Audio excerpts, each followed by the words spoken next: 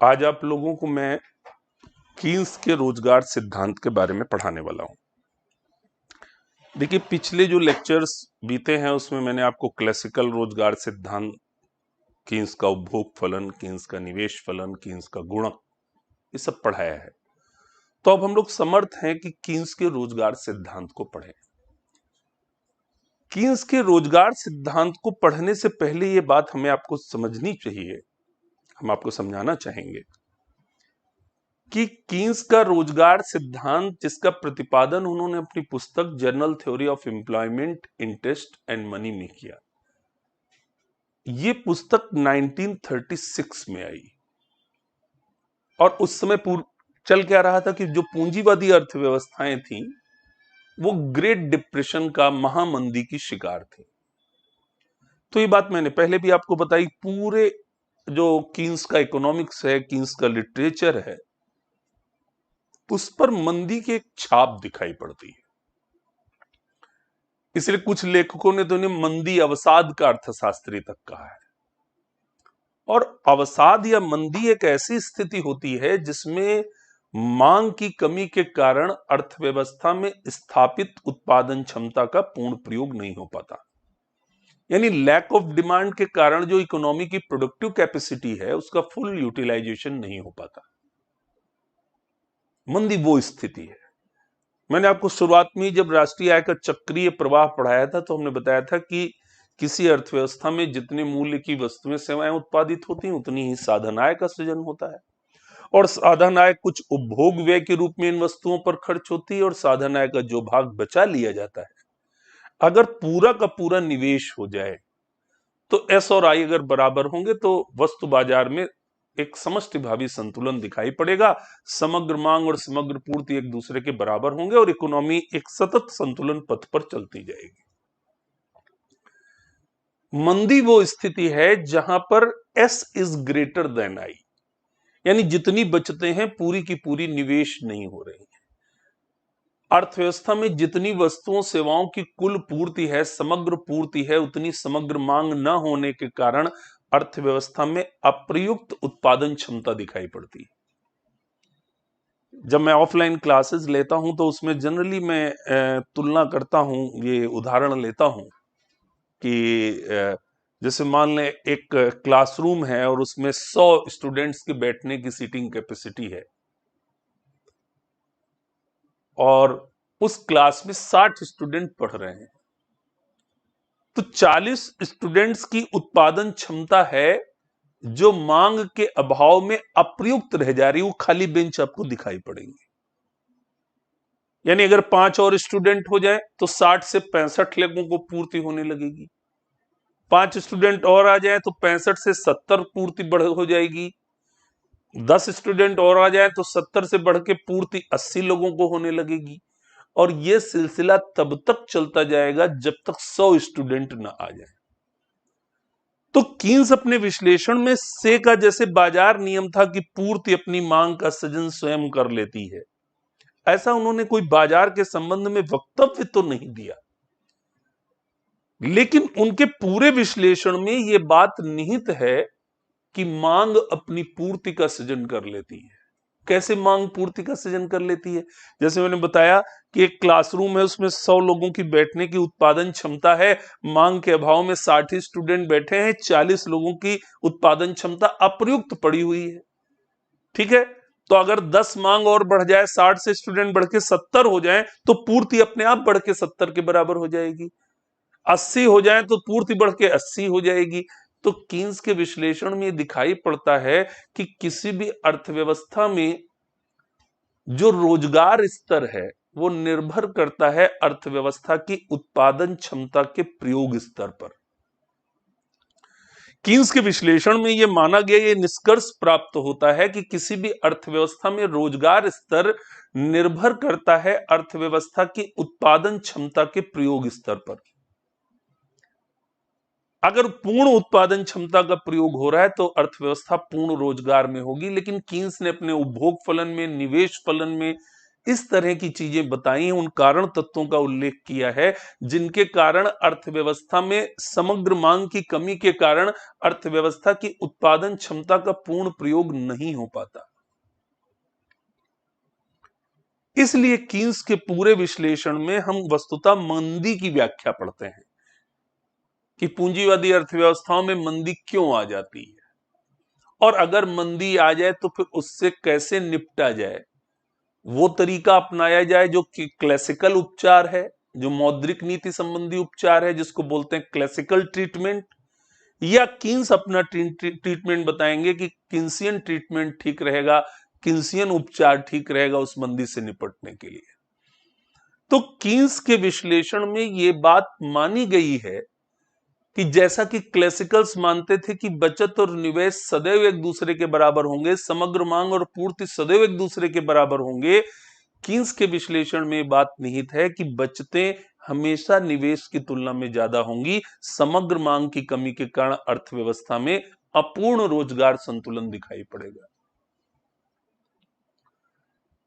Keynes के विश्लेषण में जो सबसे केंद्रीय तत्व है रोजगार सिद्धांत का, वो प्रभावी मांग का सिद्धांत है, इफेक्टिव डिमांड का है। वो है समग्र मांग ही, लेकिन प्रभावी मांग क्या है इसकी अवधारणा समझने के लिए हमको थोड़ा सा समग्र पूर्ति और समग्र मांग की अवधारणाओं को समझना होगा। समग्र पूर्ति को समझने से पहले हमें समग्र पूर्ति कीमत के बारे में समझना होगा। तो समग्र पूर्ति कीमत, ठीक है, रोजगार के विभिन्न स्तरों पर मौद्रिक प्राप्तियों की वो प्रत्याशा है जो उत्पादक अवश्य प्राप्त कर लेना चाहते हैं, जिसको प्राप्त करने के बाद वो ठीक ठीक लाभ की स्थिति में रह सकेंगे। समग्र पूर्ति कीमत रोजगार के विभिन्न स्तरों पर उन मौद्रिक प्राप्तियों की प्रत्याशा है जो उत्पादक अवश्य प्राप्त कर लेना चाहते हैं ताकि वो ठीक ठीक लाभ की स्थिति में रह सकें।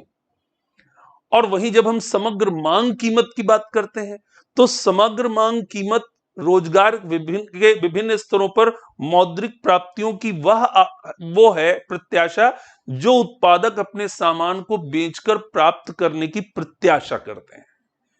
जो उन्हें अवश्य चाहिए कीमत वो है पूर्ति कीमत, और जो प्राप्त करने की आशा करते हैं वो है समग्र मांग कीमत। रोजगार के विभिन्न स्तरों पर जो मूल्य और समग्र पूर्ति का जो वक्र संबंध होता है वो प्रदर्शित करता है समग्र पूर्ति वक्र। तो कीन्स अपने विश्लेषण में समग्र पूर्ति और समग्र मांग की व्याख्या करते हैं। ठीक, देखिए यहां पर हमें ध्यान रखना चाहिए कि कीन्सीय रोजगार सिद्धांत में भी यह माना गया है कि उत्पादन पूंजी और श्रम का फलन है। ये एक अल्पकालिक विश्लेषण है, इसलिए इसमें पूंजी स्टॉक को स्थिर मान लिया गया है, पूंजी स्टॉक को स्थिर मान लिया गया है, ठीक है, के को, ठीक है, उत्पादन की प्रविधि को स्थिर मान लिया गया है, ठीक है, जनसंख्या को स्थिर मान लिया गया है। तो ये जो उत्पादन फलन है, ये अगर इसमें के स्थिर है, उत्पादन की तकनीक स्थिर है, तो क्लासिकल रोजगार सिद्धांत की तरह से यहां पर भी उत्पादन जो होता है वो रोजगार स्तर का फलन हो जाता है। तो कीन्स का ये रोजगार निर्धारण का मॉडल कहें या कीन्स का उत्पादन निर्धारण का मॉडल कहें या कीन्स का राष्ट्रीय आय निर्धारण का मॉडल कहें, ये सारा है एक ही है। क्यों? क्योंकि उन्होंने पूंजी स्टॉक, तकनीक, जनसंख्या, इन सबको स्थिर मान लिया है। और तो इस फलन में अगर के स्थिर है तो y is a function of L, यानी किसी भी अर्थव्यवस्था में जो राष्ट्रीय उत्पाद है वो निर्भर करता है रोजगार स्तर पर। राष्ट्रीय उत्पाद रोजगार स्तर पर निर्भर करता है।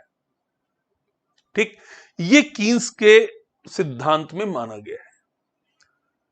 अब कोई भी अर्थव्यवस्था जब मंदी में होगी तो यहां पर हमें ध्यान रखना चाहिए कि मंदी की स्थिति में अर्थव्यवस्था में प्रेरित निवेश नहीं होगा, अर्थव्यवस्था में सिर्फ स्वायत्त निवेश होगा। संभवतः ये मान्यता हम आपको बताना भूल गए हों गुणक सिद्धांत में।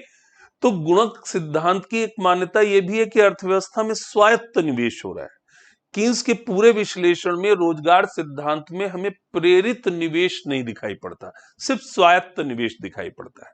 हमने आपको बताया था प्रेरित निवेश वो है जो राष्ट्रीय आय की वृद्धि के साथ प्रेरित होता है। राष्ट्रीय आय बढ़ती है तो वस्तुओं सेवाओं की मांग बढ़ती है, बढ़ी हुई मांग को पूरा करने के लिए निवेश प्रेरित होता है, तो इसको बोलते हैं प्रेरित निवेश। ठीक है, तो किसी भी अर्थव्यवस्था में जब पहले से ही अप्रयुक्त उत्पादन क्षमता दिखाई पड़ रही है, तो अर्थव्यवस्था में अगर मांग बढ़ेगी तो पहले अप्रयुक्त उत्पादन क्षमता प्रयुक्त होगी, जब वो पूर्णतया रोजगार में आ जाएगी, पूर्ण रोजगार में आ जाएगी, पूरी तरह से यूटिलाइज होने लगेगी, तब निवेश प्रेरित होगा। कहने का मतलब ये है कि कीन्स के रोजगार सिद्धांत में, कीन्सीय सिस्टम में इंड्यूस्ड इन्वेस्टमेंट हमें नहीं दिखाई पड़ेगा, क्योंकि इंड्यूस्ड इन्वेस्टमेंट तब होता है जब राष्ट्रीय आय बढ़ती है, वस्तु सेवाओं की मांग बढ़ती है। बढ़ी हुई मांग को पूरा करने के लिए उत्पादन क्षमता को बढ़ाना होता है, इसलिए निवेश बढ़ता है।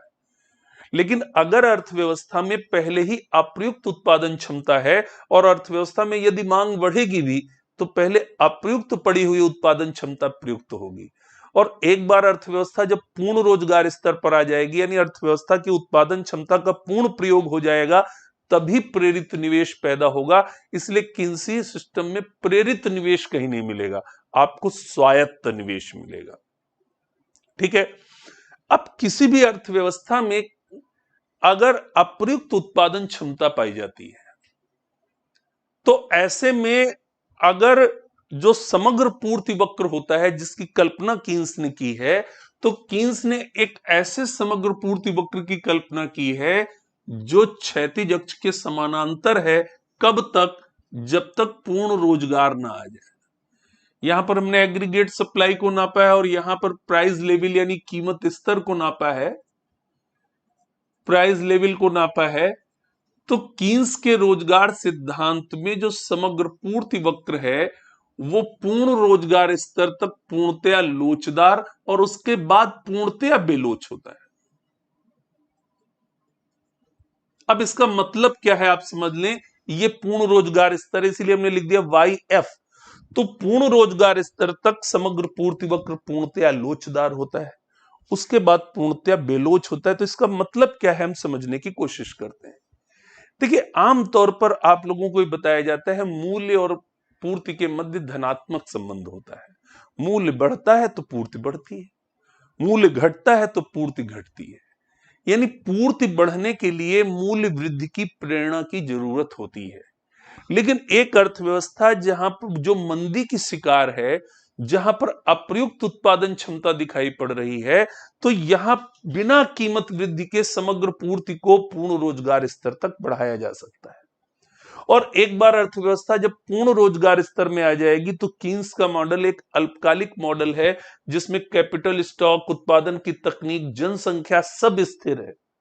तो एक बार जब पूर्ण रोजगार स्थापित हो जाएगा, फिर उसके बाद किसी भी तरीके से समग्र पूर्ति को बढ़ाया नहीं जा सकेगा।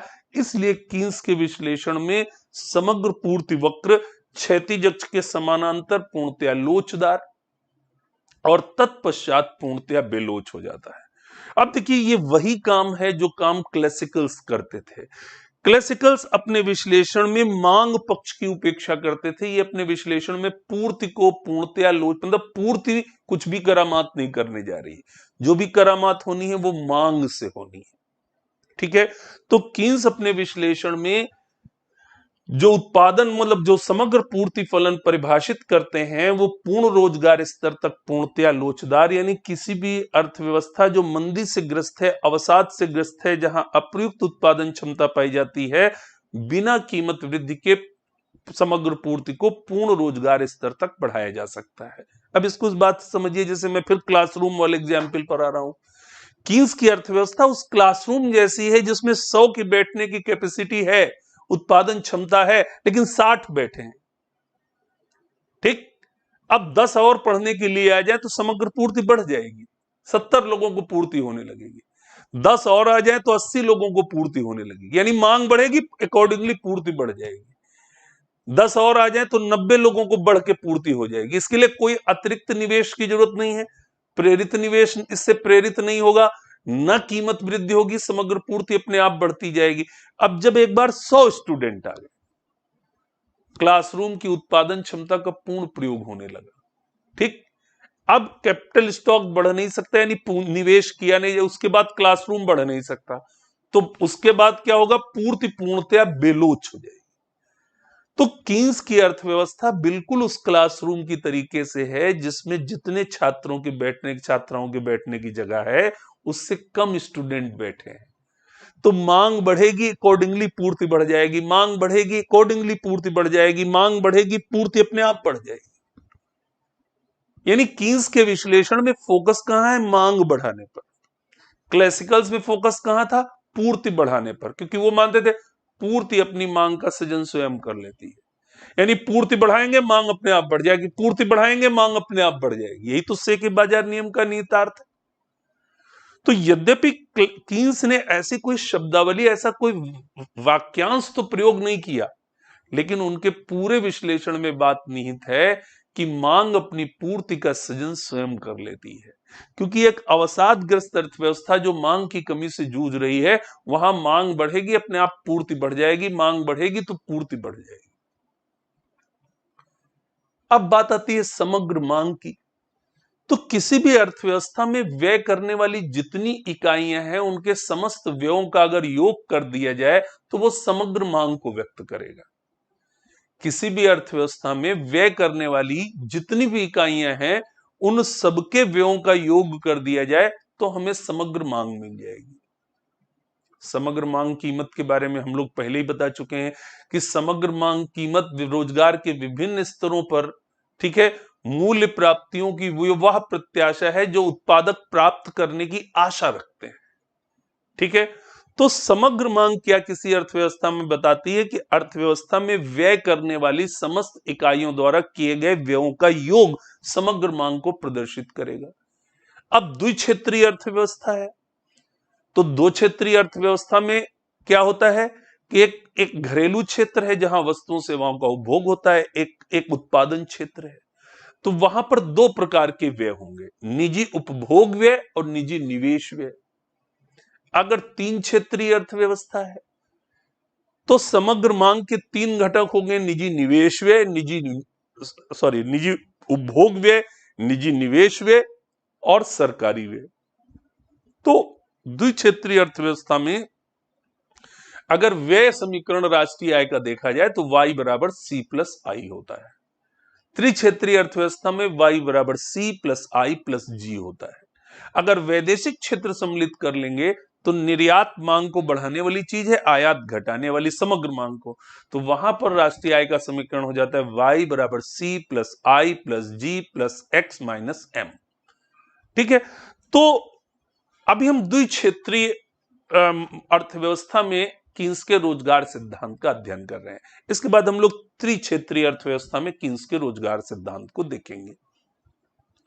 द्विक्षेत्रीय अर्थव्यवस्था में समग्र मांग के दो घटक हैं, निजी उपभोग व्यय, निजी निवेश व्यय। तो अर्थव्यवस्था में अगर उपभोग व्यय और निवेश व्यय दोनों मिल के इतनी मांग सृजित कर दें कि जितनी वस्तुओं सेवाओं की कुल पूर्ति है पूरी की पूरी बिक जाए। हम कई बार दो गोले बनाकर आपको समझाते हैं कि कुछ उपभोग में बिक गया, बाकी निवेश में बिक जाए तो संतुलन कायम हो जाए। तो क्लासिकल्स मानते थे ऐसा ही होगा, ऐसा कोई कारण नहीं कि अर्थव्यवस्था में समग्र मांग और समग्र पूर्ति का संतुलन हो जाए। कीन्स ने वो कारण आपको बताए हैं। पहले तो उपभोग फलन में एक कारण बताया कि आय में वृद्धि होने पर उपभोग में वृद्धि होती है, लेकिन उस अनुपात में नहीं जिस अनुपात में आय बढ़ती है। यानी आय वृद्धि के साथ औसत उपभोग प्रवृत्ति घटती जाएगी, उपभोग प्रवृत्ति घटेगी तो बचत प्रवृत्ति बढ़ेगी, राष्ट्रीय आय का ज्यादा भाग बचाया जाने लगेगा। देखिए, हम व्यक्तिगत तौर पर ऐसा जानते हैं कि जो व्यक्ति बचतें ज्यादा करता है वो उसके भविष्य के लिए, उसके लिए अच्छा है, उसकी आर्थिक स्थिति के लिए अच्छा है। लेकिन अगर किसी अर्थव्यवस्था में राष्ट्रीय आय का ज्यादा भाग बचा लिया जाए, खर्च ना किया जाए, तो अगर पूरे इकोनॉमी के लेवल पर देखेंगे तो यह अर्थव्यवस्था के लिए अच्छा नहीं है। बहुत वस्तुएं बिना बिके रह जाएंगी, समग्र मांग की कमी हो जाएगी, मंदी हो जाएगी। यानी जो व्यक्तिगत स्तर पर बचतें ज्यादा करना आपकी आर्थिक स्थिति को मजबूत करता है, अगर एक इकोनॉमी में राष्ट्रीय आय का ज्यादा बड़ा भाग बचा लिया जाए तो वो मंदी ला सकता है। इसी को बोलते हैं बचत का विरोधाभास। ठीक है, पैराडॉक्स ऑफ सेविंग्स बोलते हैं इसको, बचत का विरोधाभास, जिसके बारे में चर्चा की थी मैंडवेले ने, लेकिन इसको यूज किया अपने रोजगार सिद्धांत में कीन्स ने, क्योंकि जो जो आय में वृद्धि होगी आय का बड़ा भाग बचाया जाने लगेगा, कम भाग उपभोग होगा, मांग की कमी दिखाई पड़ेगी, और मांग की कमी होगी तो पूंजी की सीमांत दक्षता घट जाएगी, निवेश घट जाएगा, तो दोनों घटकों पर, जो समग्र मांग के घटक हैं उपभोग और निवेश, दोनों पर संकट आ जाएगा, इसलिए मंदी अवश्यंभावी है। ठीक, तो कीन्स का जो समग्र मांग फलन है वो एक सामान्य मांग की तरीके से है, जैसे मान लें समग्र मांग का स्तर ये है, तो अर्थव्यवस्था में रोजगार का स्तर इतना होगा Y1, समग्र मांग बढ़ जाए तो रोजगार का स्तर अपने आप बढ़ जाएगा Y2, समग्र मांग अगर इतनी बढ़ जाए कि अर्थव्यवस्था की उत्पादन क्षमता का पूर्ण प्रयोग होने लगे तो पूर्ण रोजगार पर इकोनॉमी आ जाएगी। लेकिन कीन्स मानते हैं कि ऐसा होना संभव नहीं है। आमतौर पर जो स्थिति हमें दिखाई पड़ेगी वहां पर समग्र मांग के कारण अर्थव्यवस्था की उत्पादन क्षमता का पूर्ण प्रयोग नहीं हो पाएगा। जैसे अगर समग्र मांग का स्तर हो OD2 AD2, तो फिर ऐसी स्थिति में जो कुल समग्र पूर्ति होगी वो पूर्ण रोजगार स्तर से कम होगी और अर्थव्यवस्था में अप्रयुक्त उत्पादन क्षमता दिखाई पड़ेगी। ठीक,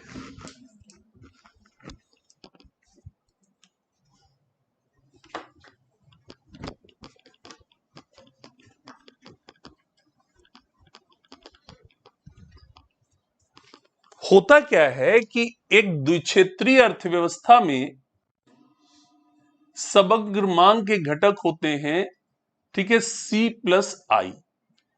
राष्ट्रीय आय को आप दो भागों में विभाजित कर सकते हैं, C+S।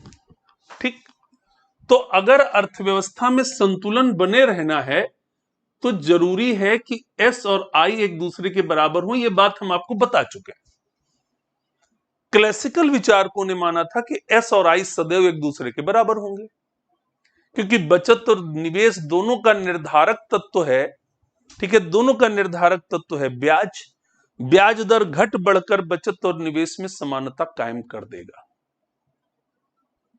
लेकिन कीन्स ने माना कि बचत और निवेश इनके निर्धारक अलग अलग हैं, ये सदैव एक दूसरे के बराबर नहीं होंगे। होता क्या है कि किसी भी अर्थव्यवस्था में निवेश का वह स्तर जो अर्थव्यवस्था में पूर्ण रोजगार ला दे। पूर्ण रोजगार कब लाएगा? जब वो बचत के बराबर हो, उसको उन्होंने कहा वांछित निवेश, वारंटेड रेट ऑफ इन्वेस्टमेंट, वांछित निवेश। और जो इकोनॉमी में निवेश हो रहा है एक्चुअली वो है वास्तविक निवेश। तो उन्होंने दो प्रकार के निवेश की बात की, वांछित निवेश जो चाहिए और वास्तविक निवेश जो हो रहा है। इसको ऐसे भी बोलते हैं एक्स एंटे और एक्स पोस्ट। ठीक है, इसको वारंटेड रेट ऑफ इंटरेस्ट और एक्चुअल रेट ऑफ इंटरेस्ट के नाम से भी लोग, कुछ लेखक लिखते हैं।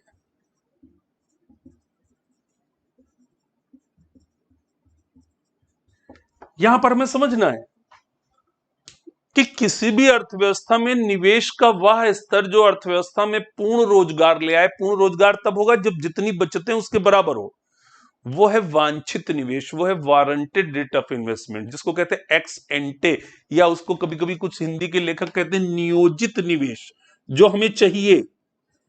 नियोजित निवेश, नियोजित निवेश को भी बोलते हैं अंग्रेजी में प्लान्ड इन्वेस्टमेंट। मैं सारे शब्द इसलिए लिख रहा हूं, अलग अलग पुस्तकों में अलग अलग शब्द प्रयोग किए गए। वो है नियोजित निवेश या वांछित निवेश या एक्स एंटे इन्वेस्टमेंट, या जो हमें चाहिए। ठीक, और जो हो रहा है उसको बोलते हैं वास्तविक निवेश या एक्स पोस्ट या एक्चुअल रेट ऑफ इंटरेस्ट। ये दो तरीके का निवेश हो गया। तो वांछित निवेश निवेश का वह स्तर है जो अर्थव्यवस्था में पूर्ण रोजगार लाने के लिए आवश्यक है, यानी अर्थव्यवस्था की बचतों का पूर्ण प्रयोग करने के लिए। और वास्तविक निवेश वो है जो एक्चुअली हो रहा है। तो अगर अर्थव्यवस्था में वांछित निवेश और वास्तविक निवेश बराबर हैं, तब अर्थव्यवस्था में संतुलन होगा। क्लासिकल्स ने इस तरह के शब्दों का प्रयोग इसलिए नहीं किया था क्योंकि वो तो मानते थे बचत और निवेश सदैव एक दूसरे के बराबर होगा, लेकिन कीन्स मानते हैं कि एक्चुअली होगा ये कि अर्थव्यवस्था में वांछित निवेश की तुलना में जो वास्तविक निवेश है वो कम रह जाएगा। क्यों कम रह जाएगा? कम इसलिए रह जाएगा कि राष्ट्रीय आय की वृद्धि के साथ साथ औसत उपभोग प्रवृत्ति घटेगी।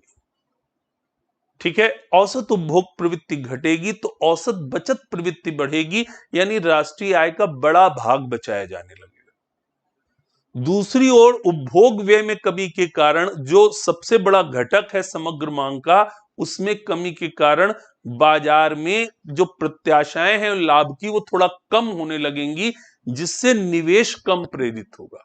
क्योंकि निवेश का निर्धारक है पूंजी की सीमांत दक्षता, निवेश पर लाभदायकता की सिर्फ संभावनाएं कम हो जाएंगी तो निवेश घटने लगेगा। अब होगा क्या कि अर्थव्यवस्था में जितना वांछित निवेश है, वास्तविक निवेश उसकी तुलना में कम रह जाएगा। तो कीन्स अपने रोजगार सिद्धांत में प्रतिपादित करते हैं क्लासिकल सिद्धांत के बिल्कुल विपरीत। जैसा क्लासिकल्स ने माना था कि अर्थव्यवस्था में अगर कोई बाह्य शक्ति हस्तक्षेप ना करे तो अर्थव्यवस्था में सदैव पूर्ण रोजगार पाया जाएगा, सभी बाजारों में पूर्ण निकासी की स्थिति होगी और ये एक सामान्य स्थिति होगी। अगर कभी अल्पकालिक असंतुलन दिखाई पड़ेगा तो मांग और पूर्ति की शक्तियां उसे स्वतः समायोजित कर लेंगी। कीन्स ने कहा ये जो क्लासिकल निष्कर्ष है ये विशिष्ट दशाओं में लागू होने वाला बड़ा दुर्लभ संयोग है कि अर्थव्यवस्था में समग्र मांग और समग्र पूर्ति एक दूसरे के बराबर हो। जो सामान्य तौर पर पाया जाएगा, जो उन्होंने अपने सिद्धांत को एक सामान्य सिद्धांत जनरल थ्योरी कहा, सामान्य तौर पर जो पाया जाएगा वो ये पाया जाएगा कि अर्थव्यवस्था में जो वास्तविक निवेश है वो वांछित निवेश से कम रह जाएगा। अब अर्थव्यवस्था में अगर अर्थव्यवस्था की उत्पादन क्षमता का पूर्ण प्रयोग करना है तो कहीं ना कहीं से समग्र मांग को बढ़ाना पड़ेगा, क्योंकि समग्र मांग जितनी बढ़ती है पूर्ति अपने आप बढ़ जाती है।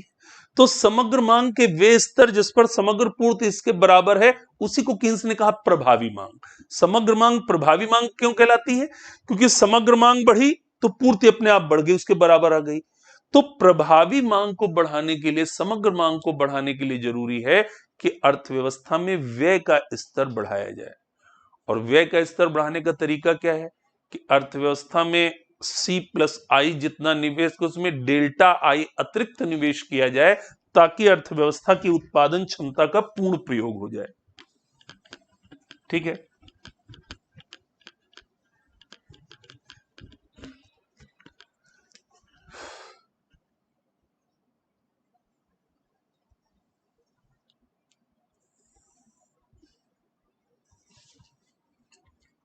मान लें यहां पर हमने समग्र पूर्ति को नापा है, यहां पर समग्र मांग को नापा गया है। ये एक 45 डिग्री पर खींची गई रेखा है जो हमेशा आय और व्यय को, यानी इनकम बराबर एक्सपेंडिचर, एक 45 डिग्री पर खींची गई रेखा हमें प्रदर्शित करती है। ठीक है, कीन्स का उपभोग व्यय, तो उपभोग ये हो गया उपभोग C। ठीक, अब अर्थव्यवस्था में मान लें कि जो पूर्ण रोजगार का स्तर है वो ये स्तर है YF, ये पूर्ण रोजगार का स्तर है। यानी पूर्ण रोजगार के लिए मांग कितनी चाहिए? इतनी मांग चाहिए। ठीक है, इतनी मांग चाहिए, तब उत्पादन क्षमता पूर्ण प्रयोग हो पाएगी। यह हो गया C। स्वायत्त निवेश हो रहा है, स्वायत्त निवेश भी इसके ऊपर ऐड हो जाएगा क्योंकि स्वायत्त निवेश तो स्थिर रेखा के रूप में। ये हो गया C+I। अब ये दोनों मिलके कितनी मांग सृजित कर रहे हैं? इधर आप लम डालेंगे तो ये दोनों मिलके मांग सृजित कर रहे हैं OY1। तो उत्पादन क्षमता का प्रयोग कितना हो रहा है? ये उत्पादन क्षमता होनी चाहिए इतनी है, लेकिन मांग की कमी के कारण प्रयुक्त कितनी हो पा रही है, इतनी उत्पादन क्षमता प्रयुक्त हो पा रही है। यहां पर अप्रयुक्त उत्पादन क्षमता दिखाई पड़ रही है। सी प्लस आई दोनों जोड़कर मांग उन्होंने जनरेट की इतनी, तो उतनी ही पूर्ति सृजित हो गई, तो हो सकती थी पूर्ति इतनी, उत्पादन क्षमता इतनी है, मांग की कमी के कारण इतनी प्रयुक्त हुई, तो यह अप्रयुक्त उत्पादन क्षमता दिखाई पड़ी।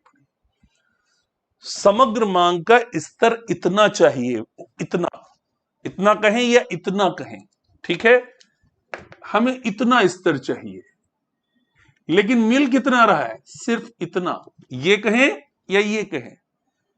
तो समग्र मांग का जो वांछित स्तर है और समग्र मांग का जो वास्तविक स्तर रह जा रहा है, जो पूर्ण रोजगार स्तर से कम है, तो दोनों के बीच में एक अंतराल दिखाई पड़ रहा है।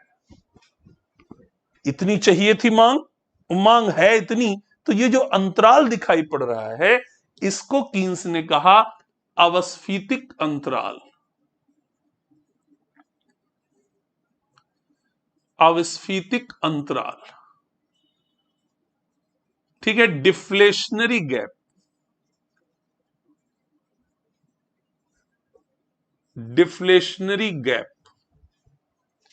अविस्फीतिक अंतराल जो होगा, ये अर्थव्यवस्था में मंदी ला देगा, कीमतों में अविस्फीति मतलब मंदी, कीमतों में कमी आने लगी। अब इलाज क्या है? इलाज यह है कि अगर अर्थव्यवस्था में कुछ निवेश और किया जाए, अतिरिक्त निवेश कर दिया जाए, और सी प्लस आई प्लस जी तीनों मिल प्लस और निवेश कर दिया जाए, सी प्लस आई के साथ डेल्टा आई और स्वायत्त निवेश बढ़ाया जाए, तो यहां पर समग्र मांग का वही स्तर मिल जाएगा और मंदी दूर हो जाएगी। कीन्स की द्विक्षेत्रीय अर्थव्यवस्था में राष्ट्रीय आय का निर्धारण है। लेकिन जो ज्यादा महत्वपूर्ण है वो त्रिक्षेत्रीय अर्थव्यवस्था में, जहां पर एक घरेलू क्षेत्र है, एक व्यवसायिक क्षेत्र है और एक सरकारी क्षेत्र है। त्रिक्षेत्रीय अर्थव्यवस्था में समग्र मांग के घटक होते हैं निजी उपभोग व्यय, निजी निवेश व्यय और सरकारी व्यय, ठीक है, तीनों होते हैं।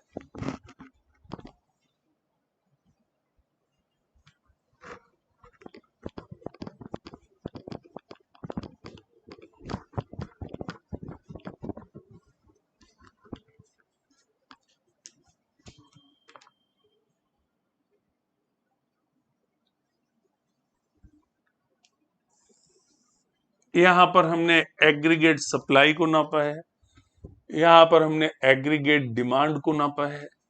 ये Y बराबर E एक समता रोजगार और आय को प्रदर्शित करने वाली रेखा है। ये मान लें अर्थव्यवस्था में पूर्ण रोजगार स्तर है। अब पूर्ण रोजगार स्तर का पर आ जाए अर्थव्यवस्था, उत्पादन क्षमता का पूर्ण प्रयोग हो, तो इसके लिए जरूरी है कि कम से कम इतनी मांग हो, तब उत्पादन क्षमता पूर्ण प्रयोग हो पाएगी। समग्र मांग, समग्र मांग में निजी उपभोग व्यय सी, निजी निवेश व्यय आई, सरकारी व्यय जी, सी प्लस आई प्लस जी। अब ये तीनों मिलके मांग कितनी क्रिएट कर रहे हैं?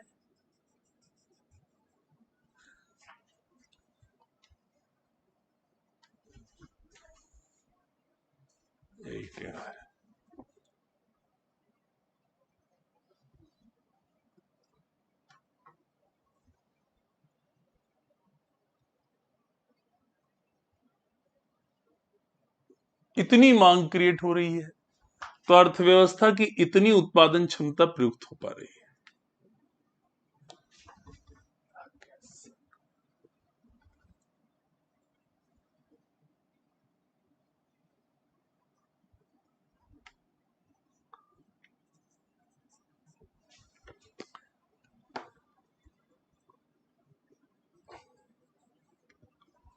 ठीक है, तो यहां पर भी वही स्थिति है, एक अविस्फीतिक अंतराल दिखाई पड़ रहा है।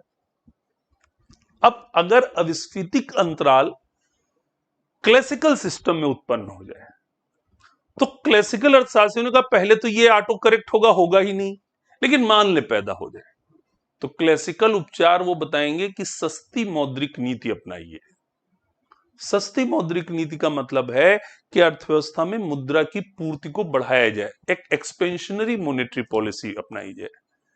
ठीक है, तो जब केंद्रीय बैंक एक विस्तारक मौद्रिक नीति अपनाता है, एक्सपेंशनरी मौद्रिक नीति अपनाता है, तो bank rate, CRR, SLR, repo rate जैसी दरों को कम करता है, जिससे अर्थव्यवस्था में ज्यादा मुद्रा उपलब्ध होती है कम ब्याज दरों पर ऋण देने के लिए। अर्थव्यवस्था में ब्याज दरें गिरेंगी। तो क्लासिकल्स तो कहते थे पहले ऐसा होगा नहीं, अगर हो गया तो अर्थव्यवस्था में जो क्लासिकल ट्रीटमेंट था कि एक आप विस्तारक मौद्रिक नीति अपनाइए, सस्ती मौद्रिक नीति अपनाइए, ब्याज दरों को कम कर दीजिए। ब्याज दर और निवेश के मध्य ऋणात्मक संबंध है, नीची ब्याज दरों पर निवेश बढ़ेगा और जो जितना वांछित निवेश कम रह जा रहा है वो अपने आप उसको बढ़ा के मतलब वास्तविक निवेश को वांछित निवेश के बराबर कर देगा। यानी इस अविस्फीतिक अंतराल को सस्ती मौद्रिक नीति के द्वारा भरा जा सकता है, क्योंकि इसके द्वारा ब्याज स्तर घटाएंगे, ब्याज स्तर घटाएंगे तो निवेश बढ़ेगा, मांग बढ़ेगी। कीन्स ने इसकी आलोचना में दो बातें निकाली। एक तो उन्होंने कहा कि जब अर्थव्यवस्था तरलता जाल में होगी, कि मंदी की स्थिति में जब तरलता जाल की स्थिति में अर्थव्यवस्था होगी, तो विस्तारक मौद्रिक नीति अपनाकर यानी मुद्रा की पूर्ति को बढ़ाकर ब्याज दर को घटा पाना संभव नहीं होगा, क्योंकि तरलता जाल की स्थिति में मुद्रा की जो सट्टेबाजी उद्देश्य के लिए मांग है वो क्षैतिज अक्ष के समानांतर पूर्णतया लोचदार हो जाती है। यानी अर्थव्यवस्था में जितनी भी मुद्रा की पूर्ति बढ़ाई जाएगी, सब का सब लोग नगद रूप में धारण कर लेंगे, उससे ब्याज दर में गिरावट नहीं आएगी। तो पहला अटैक कीन्स ने किया क्लासिकल ट्रीटमेंट पर तरलता जाल के माध्यम से, कि अगर तरलता जाल में है तो सस्ती मौद्रिक नीति के द्वारा ब्याज दर में गिरावट नहीं लाई जा सकती। और दूसरा अटैक उन्होंने किया कि निवेश का निर्धारक ब्याज दर नहीं है, निवेश का निर्धारक है पूंजी की सीमांत दक्षता। और मंदी की स्थिति में जहां आय बढ़ने पर उपभोग घट रहा है, मंदी की स्थिति में जहां अर्थव्यवस्था में निराशाजनक वातावरण है, एक पेसिमिस्टिक एनवायरनमेंट है, वहां नीची ब्याज दरों पर भी निवेश प्रेरित नहीं होगा। क्योंकि आपने पढ़ा था कीन्स का निवेश संबंधी विचार, वो वीडियो पढ़ा, आप देखिएगा, उसको ध्यान से सुनिएगा, कि कीन्स ने निवेश के मांग पक्ष पर बल दिया, और निवेश की मांग प्रेरित होती है लाभ से, और लाभ सुनिश्चित होता है मांग से। तो अर्थव्यवस्था में मांग की कमी है, मांग की कमी में लाभ प्रत्याशाएं बहुत खराब हैं, ऐसे में नीची ब्याज दरों पर भी निवेश को बढ़ाया नहीं जा सकेगा। तो यानी निजी निवेश में वृद्धि के द्वारा अर्थव्यवस्था को मंदी से छुटकारा नहीं दिलाया जा सकता। अब निजी निवेश के द्वारा अर्थव्यवस्था को मंदी से छुटकारा नहीं दिलाया जा सकता, तो कौन मंदी से छुटकारा दिलाएगा? तो कीन्स ने कहा ऐसे में सरकार को एक क्षतिपूरक व्यय अर्थव्यवस्था में करना पड़ेगा। यानी राजकोषीय नीति के द्वारा, मौद्रिक नीति तो असफल हो जाएगी, राजकोषीय नीति के द्वारा इस मंदी और बेरोजगारी से लड़ा जा सकता है। सरकार जो समग्र मांग में कमी के कारण अप्रयुक्त उत्पादन क्षमता दिखाई पड़ रही, तो सरकार को काम करना पड़ेगा समग्र मांग बढ़ाने के लिए। सरकार को समग्र मांग में वृद्धि के लिए सरकार को व्यय करना पड़ेगा। यानी अगर सरकार इसमें बढ़ा दे C+I+G प्लस डेल्टा जी, सरकारी व्यय बढ़ा दे डेल्टा जी, तो समग्र मांग को बढ़ाकर अर्थव्यवस्था को पूर्ण रोजगार स्तर पर लाया जा सकता। तो पहला एक तो निष्कर्ष से निकला कि क्लासिकल ट्रीटमेंट जो था मंदी से निपटने के लिए, वो मॉनेटरी पॉलिसी पर भरोसा करते थे। वो कहते थे सस्ती मौद्रिक नीति के द्वारा बेरोजगारी से, मंदी से लड़ा जा सकता है। कीन्स ने कहा नहीं, तरलता जाल के कारण और पूंजी की सीमांत दक्षता दर बहुत नीची होने के कारण निजी निवेश में वृद्धि नहीं लाई जा सकती ब्याज दर को घटाकर भी, और तरलता जाल के कारण अर्थव्यवस्था में मुद्रा की पूर्ति को बढ़ाकर ब्याज दर को घटा भी नहीं सकते। इसलिए मौद्रिक नीति असफल होगी, राजकोषीय नीति के माध्यम से इस मंदी से निपटा जा सकता है। और राजकोषीय नीति में करना क्या होगा, सरकार को अपने व्यय में वृद्धि करनी पड़ेगी। एक क्षतिपूरक व्यय, एक कंपनसेटरी, किस चीज को कंपनसेट, इन्फ्लेशनरी जो गैप पैदा करने वाला गैप है, जो मांग की कमी के कारण गैप पैदा हुआ है, इसकी क्षतिपूर्ति करने वाला समग्र व्यय बढ़ाना पड़ेगा। और जब सरकार व्यय बढ़ाएगी तो गुणक प्रभाव क्रियाशील हो जाएगा, डेल्टा जी निवेश होगा तो राष्ट्रीय आय में होने वाली वृद्धि के टाइम डेल्टा जी होगी।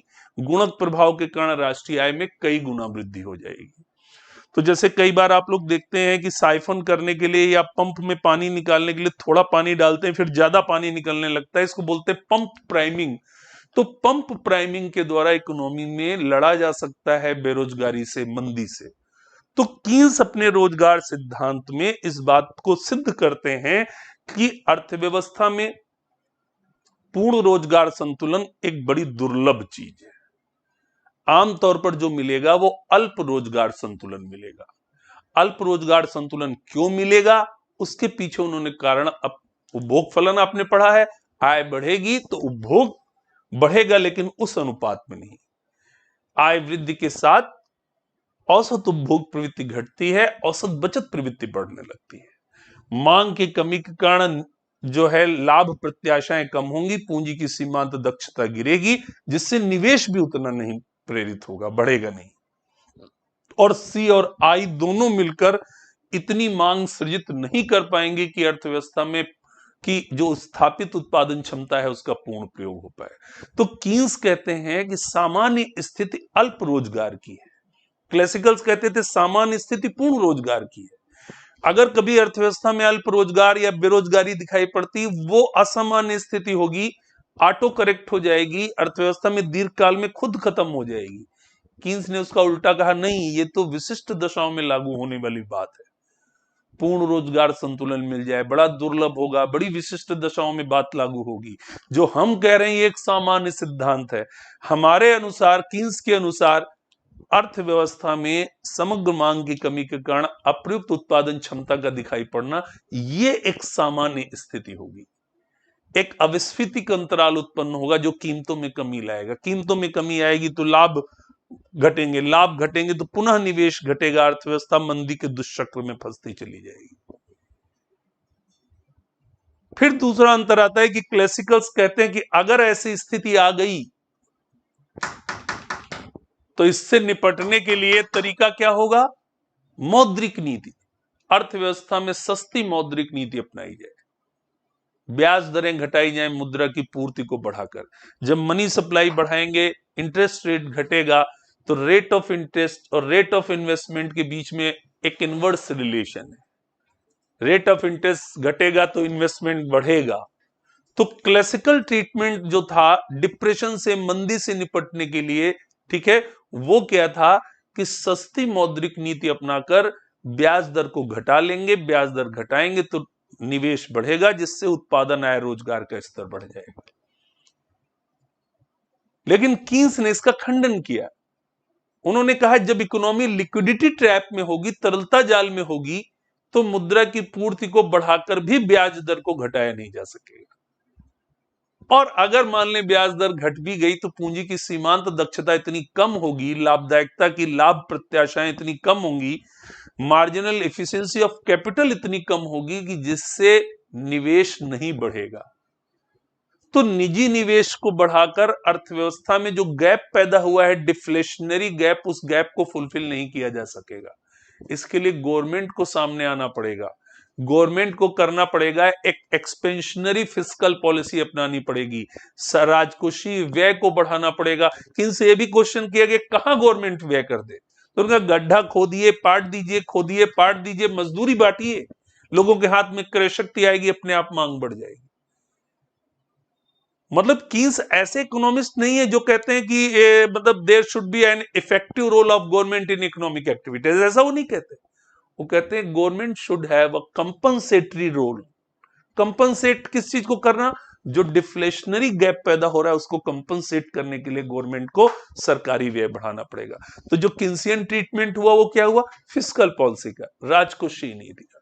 तो आप पूरा अगर कीन्स का अर्थशास्त्र समझना चाहते हैं तो आपको चारों वीडियो एक साथ देखने चाहिए। पहले कीन्स का उपभोग फलन, कीन्स का निवेश फलन, कीन्स का गुणक और उसके बाद कीन्स का रोजगार सिद्धांत। तो ये चारों चीजें मिलाकर जब आप पढ़ेंगे एक साथ तो फिर आपको कीन्सियन रोजगार सिद्धांत अच्छे तरीके से समझ में आ जाएगा। ठीक है, तो आज के लिए इतना ही। ठीक है, आप सभी का बहुत बहुत धन्यवाद। और अगला टॉपिक जो हमारा वो होगा वो ट्रेड साइकिल्स का होगा, व्यापार चक्र। बहुत बहुत धन्यवाद आप लोगों को।